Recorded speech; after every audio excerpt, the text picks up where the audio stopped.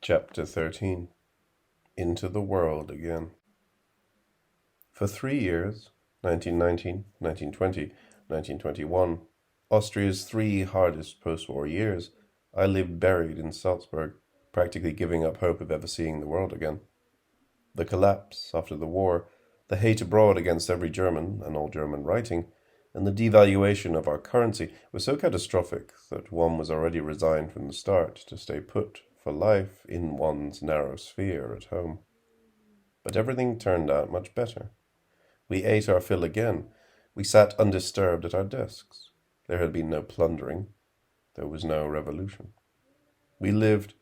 We sensed our powers. Why not once more test the pleasure of one's youth and travel? Long journeys were out of the question, but Italy lay near, no more than 8 or 10 hours distant. Should one try it out?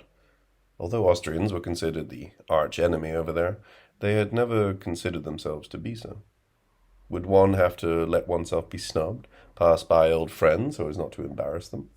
I took a chance, and one day at noon crossed the frontier. I arrived at Verona in the evening and went to a hotel. I was given a form and registered.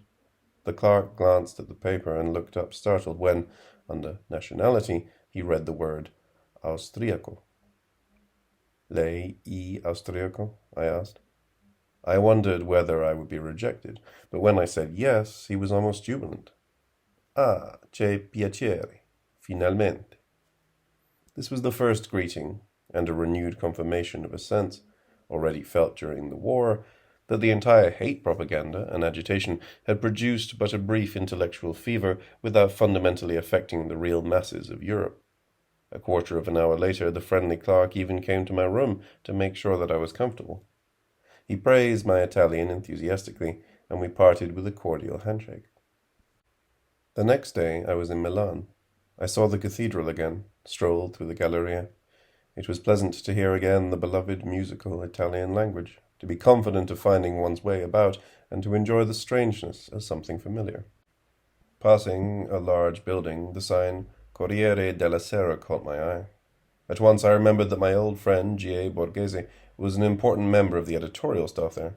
Borgese, with whom, together with Count Keyserling and Benno Geiger, I had spent many an intellectually elevating evening in Berlin and Vienna. One of Italy's best and most earnest writers, especially influential with the youth of the land, he had, although the translator of Werther's Leiden and a fanatic on German philosophy, aligned himself sharply against Germany and Austria, and, shoulder to shoulder with Mussolini, with whom he broke later on, pressed for war. Throughout the war, it had been a strange thought for me that an old comrade was an active participant on the other side. The more now I felt a desire to see such an enemy. Just the same, I did not wish to chance being turned away, so I left my card for him with the address of my hotel. But I was not even down the stairs when someone ran after me, his highly animated face aglow with pleasure. It was Borgese. In 5 minutes we were talking as cordially as always, perhaps even more so. He too was the wiser for the war, and, approaching each other from opposite banks, we came closer together than ever. And it occurred thus everywhere. In Florence, my old friend Albert Stringer, a painter, rushed up to me on the street and embraced me so vehemently and unexpectedly that my wife, who was with me and did not know him, thought this strange bearded man intended to attack me. Everything was the same as of old, no, even more cordial. I sighed with relief. The war was buried. The war was over. But it was not over. We merely did not know it. We all deceived ourselves in our credulity and mistook our personal readiness for that of the world. But we need not be ashamed of this error, for no less than ourselves, the statesmen, the economists, and the bankers were also mistaken, and during those years also thought that the deceptive boom meant recovery, and weariness, contentment. Actually, the struggle had only transposed itself from the national into the social, and in those very first days I witnessed a scene the far-reaching implications of which did not become clear to me until later. In Austria, we knew no more about the Italian internal situation than that, together with the post-war disappointment, definite socialistic and even Bolshevistic tendencies had gained foothold.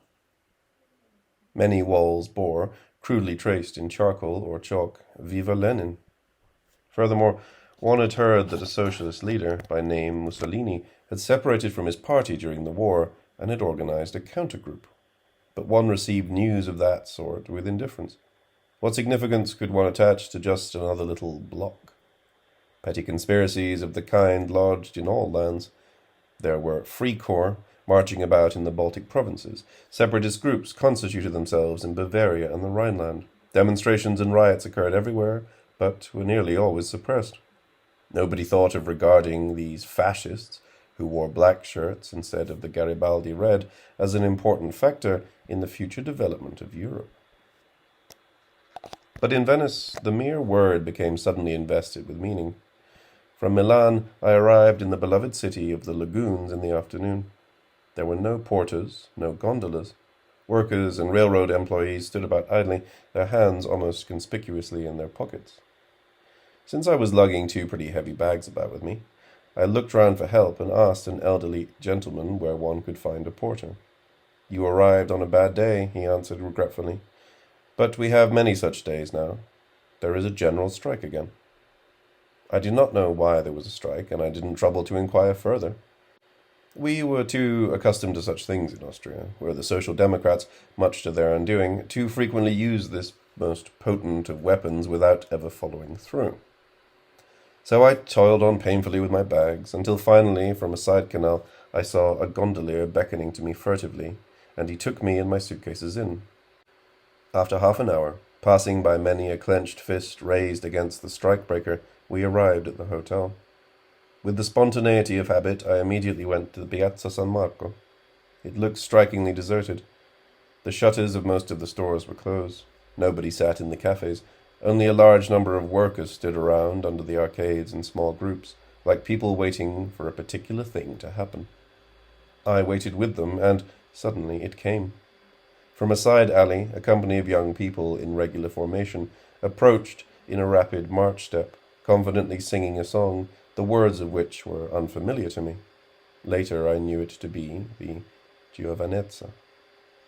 They had already passed in their running step, swinging their sticks, before the crowd, 100 times greater in number, had had time to pounce upon its adversary.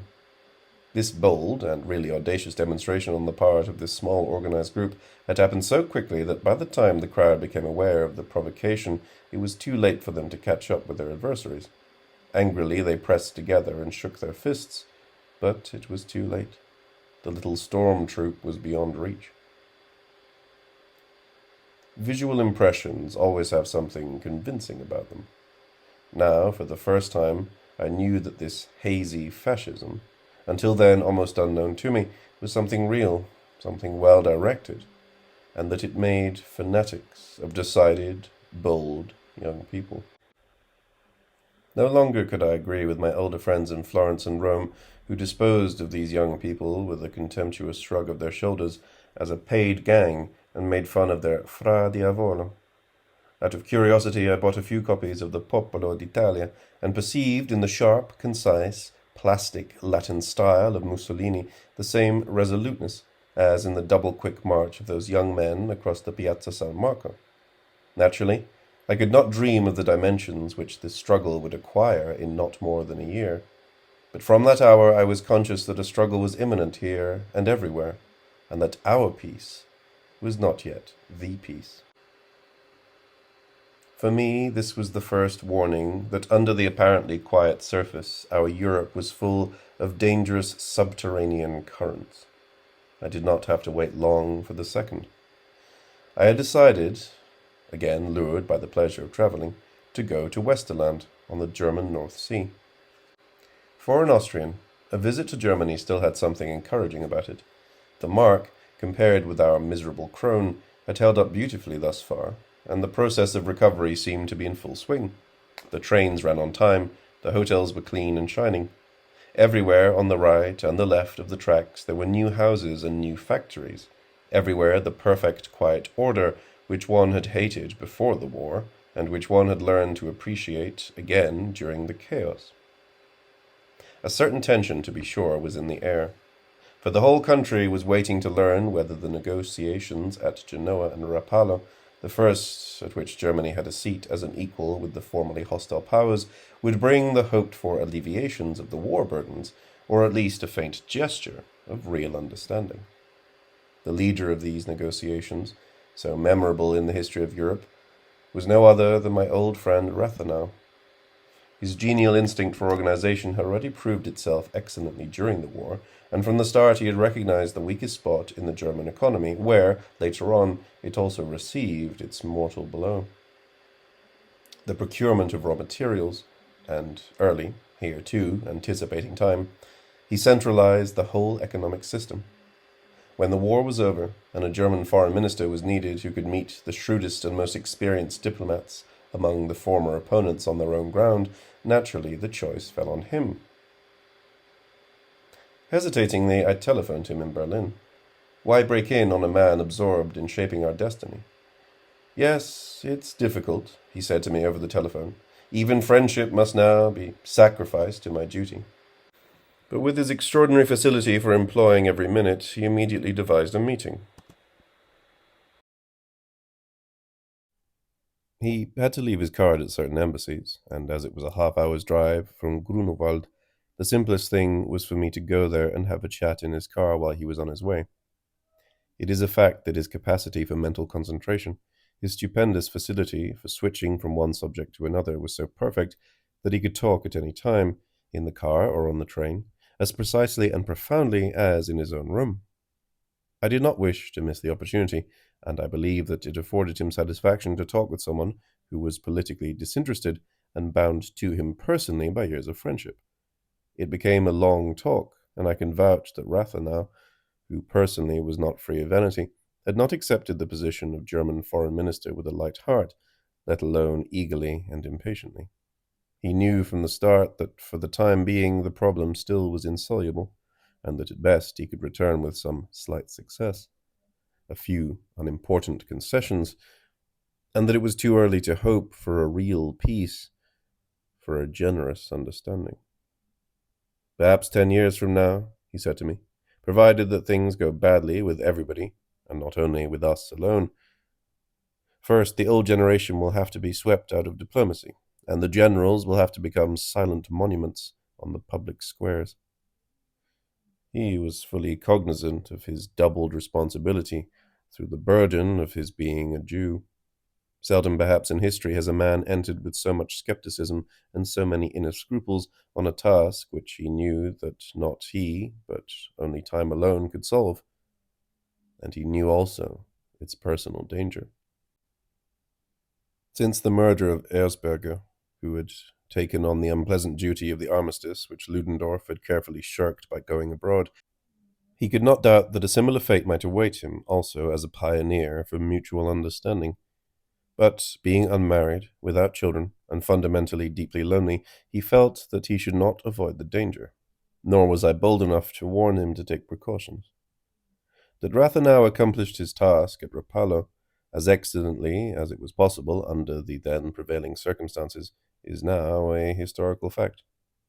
His splendid gift of quickly grasping any favorable situation, his cosmopolitan and his personal prestige, never proved themselves more brilliantly. But already there were groups strong in the land that knew that they would secure followers only by assuring the vanquished people again and again that they really were not vanquished, and that negotiations or compromises were treason to the nation.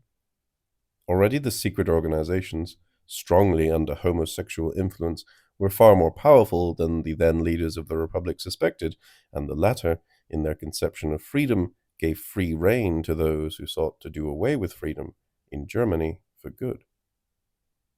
It was in the city, then, that I said goodbye to him in front of the ministry, without having any premonition that this would be the last goodbye. And later I saw by photographs that the road through which we had driven together was the same where, shortly after, the murderers waylaid the same automobile. It was no more than chance that I did not witness the historically fateful scene. Thus I was the better able to appreciate fully, because of the lively impression on my senses, the tragic episode with which the disaster of Germany, the disaster of Europe, began. On that day, I was already in Westerland. Hundreds of holidaymakers were bathing gaily in the surf. Again, as on the day when the assassination of Franz Ferdinand was announced, a band was playing to carefree people when, like white petrels, the newsboys stormed over the boardwalk. Walter Rathenau assassinated. A panic broke out, and the tremor spread through the whole Reich. Abruptly, the mark plunged down, never to stop until it had reached the fantastic figures of madness, the millions, the billions, and trillions. Now the real witches' Sabbath of inflation started, against which our Austrian inflation, with its absurd enough ratio of 15,000 old to 1 of new currency, had been shabby child's play. To describe it in detail, with its incredibilities, would take a whole book, and to readers of today it would seem like a fairy tale. I have known days when I had to pay 50,000 marks for a newspaper in the morning and 100,000 in the evening. Whoever had foreign currency to exchange did so from hour to hour, because at 4 o'clock he would get a better rate than at 3, and at 5 o'clock he would get much more than he had got an hour earlier. For instance, I sent a manuscript to my publisher on which I had worked for a year. To be on the safe side, I asked for an advance payment of royalties on 10,000 copies. By the time the check was deposited, it hardly paid the postage I had put on the parcel a week before. On streetcars, one paid in millions. Lorries carried the paper money from the Reichsbank to the other banks, and a fortnight later, one found 100,000 mark notes in the gutter. A beggar had thrown them away contemptuously. A pair of shoelaces cost more than a shoe had once cost. No, more than a fashionable store with 2,000 pairs of shoes had cost before. To repair a broken window, more than the whole house had formerly cost. A book, more than the printer's works, with 100 presses. For £20 one could buy rows of 6-story houses on Kurfürstendamm, and factories were to be had for the old equivalent of a wheelbarrow. Some adolescent boys who had found a case of soap forgotten in the harbour disported themselves for months in cars and lived like kings, selling a cake every day, while their parents, formerly well-to-do, slunk about like beggars.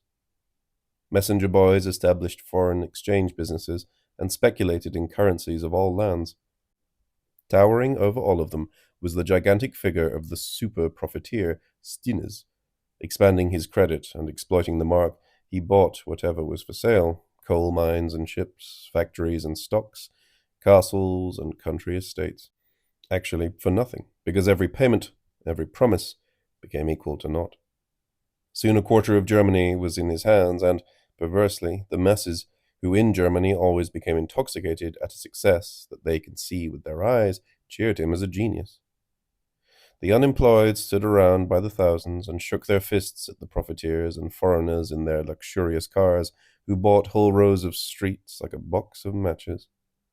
Everyone who could read and write traded, speculated, and profited, and had a secret sense that they were deceiving themselves and were being deceived by a hidden force which brought about this chaos deliberately in order to liberate the state from its debts and obligations. I have a pretty thorough knowledge of history, but never to my recollection has it produced such madness in such gigantic proportions. All values were changed, and not only material ones. The laws of the state were flouted. No tradition, no moral code was respected. Berlin was transformed into the Babylon of the world. Bars, amusement parks, red light houses sprang up like mushrooms. What we had seen in Austria proved to be just a mild and shy prologue to this witches' Sabbath, for the Germans introduced all their vehemence and methodical organization into the perversion.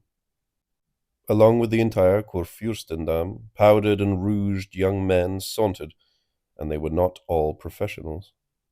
Every high school boy wanted to earn some money, and in the dimly lit bars one might see government officials and men of the world of finance tenderly courting drunken sailors without any shame. Even the Rome of Suetonius had never known such orgies as the pervert balls of Berlin, where hundreds of men costumed as women and hundreds of women as men danced under the benevolent eyes of the police. In the collapse of all values, a kind of madness gained hold, particularly in the bourgeois circles, which until then had been unshakable in their probity. Young girls bragged proudly of their perversion. To be 16 and still under suspicion of virginity would have been considered a disgrace in any school of Berlin at that time, Every girl wanted to be able to tell of her adventures, and the more exotic, the better. But the most revolting thing about this pathetic eroticism was its spuriousness. At bottom, the orgiastic period which broke out in Germany simultaneously with the inflation was nothing more than feverish imitation. One could see that these girls of the decent middle-class families would much rather have worn their hair in a simple arrangement than in a sleek man's haircut, that they would much rather have eaten apple pie with whipped cream than drink strong liquor. Everywhere it was unmistakable that this overexcitation was unbearable for the people, this being stretched daily on the rack of inflation, and that the whole nation, tired of war, actually only longed for order, quiet, and a little security and bourgeois life. And, secretly, it hated the Republic, not because it suppressed this wild freedom, but on the contrary, because it held the reins too loosely. Whoever lived through these apocalyptic months, these years, disgusted and embittered, sensed the coming of a counterblow, a horrible reaction. And behind the scenes, smiling, there waited, watch in hand, those same people who had driven the German nation into the chaos. The worse it is for the country, the better for us. They knew that their hour was at hand. Around Ludendorff, more than around the then still powerless Hitler, the counter-revolution was already crystallizing openly. The officers whose epaulets had been torn off their shoulders organized in secret. The small tradesmen who had been cheated out of their savings silently closed ranks and aligned themselves in readiness for any slogan that promised order. Nothing was as fateful to the German Republic as the idealistic attempt to give liberty not only to the people, but even to its enemies. For the German people, a disciplined folk, did not know what to do with their freedom, and already looked impatiently toward those who were to take it from them. The day the German inflation ended, 1924, could have become a turning point in history. When, as if at the sound of a gong, each billion of artificially inflated marks was exchanged for a single new mark, a norm had been created. And, truly, the muddy tide, with all its filth and slime, flowed back soon. The bars, the brothels disappeared, conditions became normal again. Everybody could now figure clearly how much he had won, how much he had lost. The great majority, the mighty masses, had lost. But the blame was laid not on those who had caused the war, but on those who, with sacrifice and without thanks, had undertaken the burden of reconstruction. Nothing ever embittered the German people so much. It is important to remember this. Nothing made them so furious with hate and so ripe for Hitler as the inflation. For the war, murderous as it was, had yet yielded hours of jubilation, with ringing of bells and fanfares of victory. And, being an incurably militaristic nation, Germany felt lifted in her pride by her temporary victories, while the inflation served only to make it feel soiled, cheated, and humiliated. A whole generation never forgot or forgave the German Republic for those years and preferred to reinstate its butchers. But all of that was still far away. On the surface, in 1924, the wild phantasmagoria seemed to have passed like a dance of will-o'-the-wisps. It was day again. One saw one's way in and out. And already we agreed the ascendance of order as the beginning of lasting peace. Again, once more, we thought we had risen above war, chronic fools as we always had been. But at least this deceptive delusion bestowed on us a decade of work, of hope, and even of security. Viewed from today, the short decade between 1924 and 1933, from the end of the German inflation to Hitler's seizure of power, represents, in spite of all, an intermission in the catastrophic sequence of events whose witnesses and victims our generation has been since 1914. Not that the period was free of tension, excitement, or crises. There was the economic collapse of 1929, but during this decade, peace at least seemed guaranteed in Europe, and that in itself meant much. Germany had been taken into the League of Nations with full honors, had received loans to facilitate her economic reconstruction, actually her secret rearmament. England had disarmed. In Italy, Mussolini had taken over the protection of Austria. The world seemed dedicated to reconstruction. Paris, Vienna, Berlin, New York, Rome, the victors' cities, as well as those of the vanquished, became more beautiful than ever. The aeroplane gave wings to travel. Passport and visa restrictions were relaxed. The fluctuations of currencies had ceased. One knew how much one earned and how much one could spend. Attention was no longer centered so feverishly on such externals.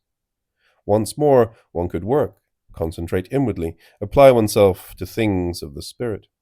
One might even dream again and hope for a united Europe. For a world moment, those 10 years, it seemed as if a normal life was again in store for our much-tried generation.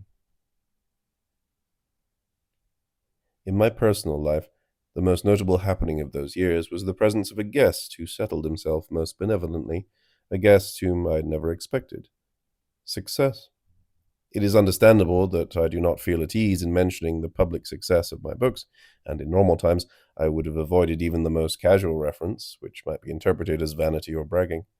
But I have a particular right, and am even compelled not to pass over this fact in the story of my life, because this success, upon Hitler's advent 9 years ago, passed into history.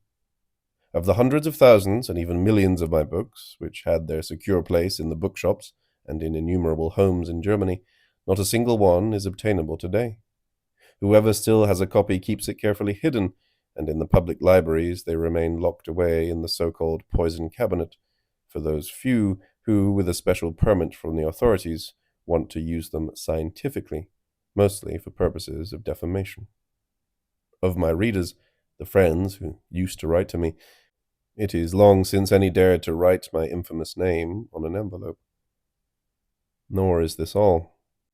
In France also, in Italy, in all the countries now enslaved and in which my books in translation were among those most widely read, they have been similarly banned by Hitler's command. Today, as a writer, I am, in Grillparzer's words, one who living follows his own corpse. Everything, or almost everything, that represents my work in the world during 40 years has been destroyed by one and the same fist. So, if I allude to my success, I do not refer to something that belongs to me, but to something that formerly was mine, like my house, my home, my security, my freedom, my ease of manner. I could not adequately describe the fall into the abyss which I, with countless others equally innocent, suffered, if I did not indicate the height from which it occurred, and the singularity and consequences of this destruction of our whole literary generation, an occurrence unique in history. This success had not stormed my house suddenly. It came slowly, considerately, but it stayed constantly and faithfully until the hour when Hitler chased it away from me with the whip of his decrees. Its influence grew from year to year. The very first book which I published after Jeremiah, the first volume of my Master Builders, the trilogy Three Masters, smoothed the way for me. The expressionists, the activists, the experimentalists had played out. The way to the people was again open to the patient and the persistent. My stories, A Muck and Letter from an Unknown Woman, achieved the popularity usually reserved to full-length novels. They were dramatized, publicly read, made into films.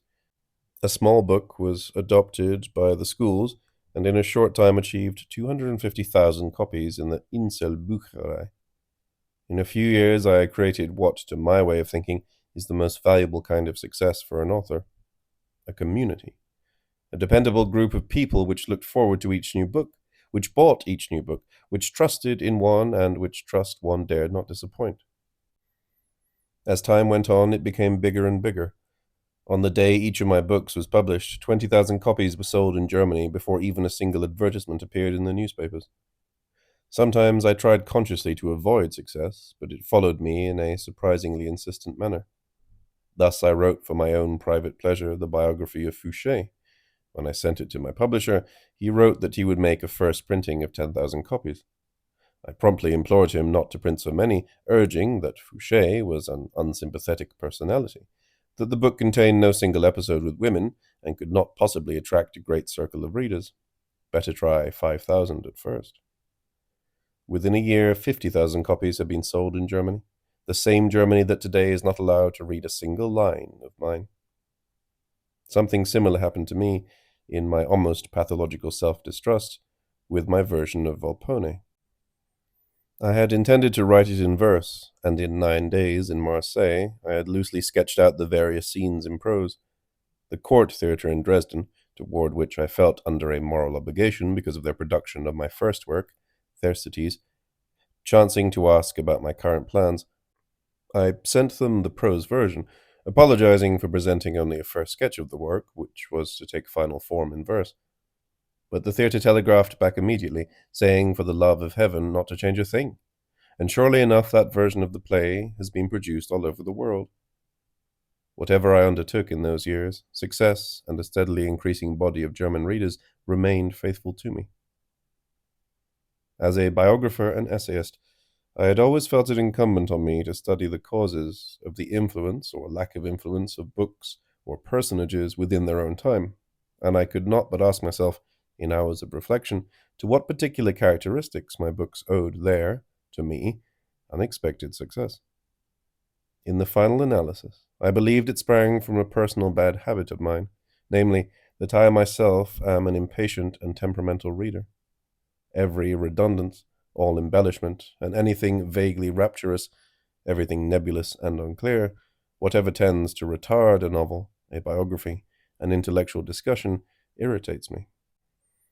Only a book that steadily, page after page, maintains its level, and that seizes and carries one breathlessly to the last line, gives me perfect enjoyment.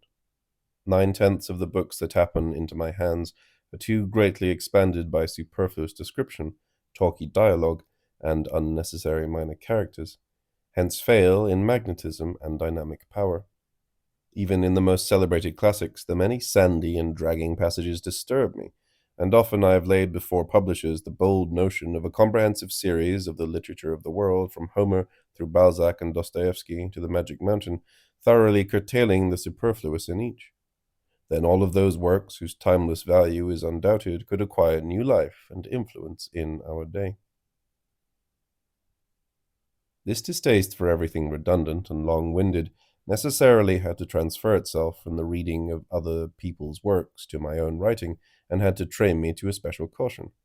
Usually I produce very easily and fluently, and in the first draft of a book I let my fancy run away with me, and put no brake on my pen. Similarly, in a biography, in the beginning I use all available documentary details of every kind. Preparing for my Marie Antoinette, I actually checked every single account in order to determine her personal expenditure. I pored over contemporary newspapers and pamphlets, plowed through legal documents, to the last dot. But in the printed book not a single line of that remains, because hardly is there a fair copy of the first approximate version of a book before my real work begins, that of condensing and composing, a task I cannot do too thoroughly from version to version. It is an unrelenting throwing overboard of ballast, an ever-tightening and clarifying of the inner structure, where many others cannot bring themselves to withhold something that they know, and, with a sort of infatuation for every rounded period, seek to display a greater breadth and depth than they possess. It is my ambition always to know more than the surface discloses. This process of condensation and dramatization repeats itself once, twice, and 3 times in the proof sheets. In the end, it becomes a kind of joyful hunt for another sentence, or even merely a word, the absence of which would not lessen the precision, and yet at the same time accelerate the tempo. The task of cutting is the one that really affords me the most enjoyment. And I remember that one day, when I got up from my work, particularly pleased, and my wife remarked that I must have hit something off very well today, I answered proudly, yes, I was able to kill another whole paragraph, and consequently to achieve a much more rapid continuity. If, then, the sweeping pace of my books is sometimes lauded, this characteristic owes nothing to a native heat or an inner excitation, but only to that systematic method of steady elimination of all superfluous stops and starts. And if I am aware of any art of my own, it is that of being able to forego. For I make no complaint if, of 1,000 manuscript pages, 800 make their way into the waste paper basket, and only 200, the essence, survive the sifting. If anything, the strict discipline of restricting myself rather to the more limited forms of expression, and always to the absolutely essential, partially accounts for the effect of my books. It made me extremely happy, who had always thought in terms of the continent, of the supranational, when publishers from abroad announced their interest. French, Bulgarian, Armenian, Portuguese, Argentinian, Norwegian, Latvian, Finnish, Chinese. Soon I had to buy a large cabinet in which to stow copies of the various translations, and one day I read in the statistics of the Coopération Intellectuelle of the League of Nations at Geneva that I was then the most translated author in the world, but true to my disposition, I doubted the correctness of the report. And on another day a letter came from my Russian publisher at Leningrad, stating that he wished to publish a complete edition of my works in Russian, and asking whether it would be agreeable to me if Maxim Gorky were to write the introduction to it. Wouldn't it be agreeable to me? As a boy at school, I had read Gorky's stories hidden under the desk. For years I had loved and admired him. But I had never flattered myself that he had ever heard my name, let alone that he had read anything of mine, and certainly not that it might appear important enough to such a master to write an introduction to my work. Still another time, an American publisher appeared in my house in Salzburg with a letter of introduction, as if such would have been necessary, with the proposal to take over my work in its entirety and publish it regularly in the future. It was Benjamin Huebsch of the Viking Press, who has remained the most reliable friend and adviser, and who, all and everything having been crushed under Hitler's hobnail boots, has conserved a last homeland of expression for me, now that I have lost the old one, the one that was my own, the German, the European. Such apparent success was apt to confuse one whose faith, hitherto, had been in his good intentions rather than in his ability and the efficacy of his work. Publicity in itself, of whatever nature, connotes a disturbance of the natural equilibrium of a man. Under normal circumstances, the name a human being bears is no more than the band is to a cigar, a means of identification, a superficial, almost unimportant thing that is only loosely related to the real subject, the true ego.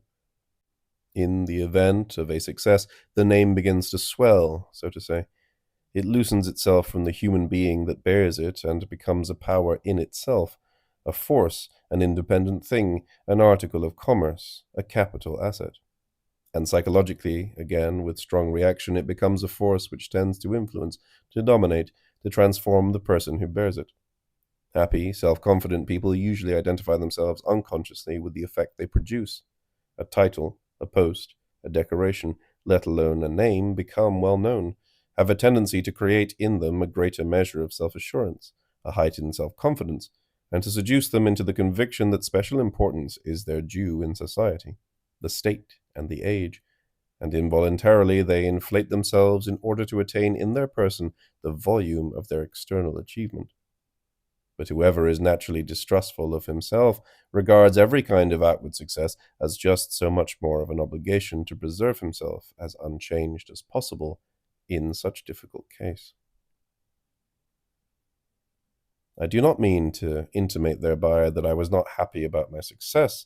On the contrary, it made me extremely happy, but only insofar as it applied to what I produced, to my books with which the shadow of my name was linked.